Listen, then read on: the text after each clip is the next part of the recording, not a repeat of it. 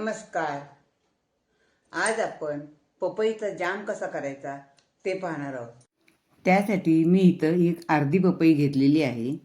आता या पपईचे मी पूर्ण साल काढून छोटे छोटे पीस करून घेणार आहे.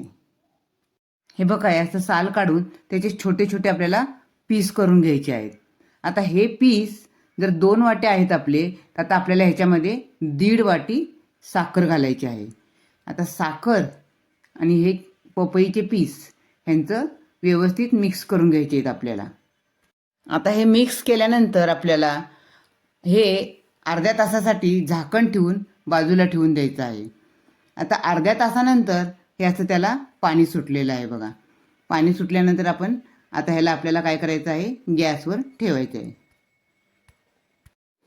आता हे आपल्याला गॅसवर ठेवायचं आहे. गॅसवर ठेवल्यावर त्याच्यामध्ये 5-6 लवंगा, थोडे दालचिनीचे तुकडे घालायचे आहेत. वेलचीची पावडर तुमच्याकडे असेल तर ती घातलीत तरी चालेल. आणि हे छान शिजवून घ्यायचं आहे. शिजताना आपल्याला मॅश करून घ्यायचं आहे ते चमच्याने, म्हणजे ते लवकर जाम तयार होतो.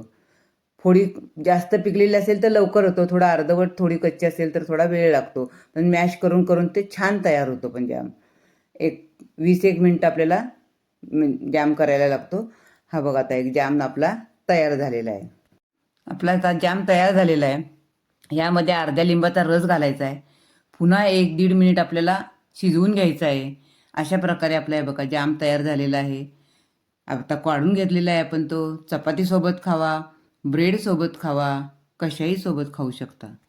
रेसिपी जर आवडली असेल तर लाईक करा, शेअर करा, सबस्क्राईब करायला विसरू नका. धन्यवाद.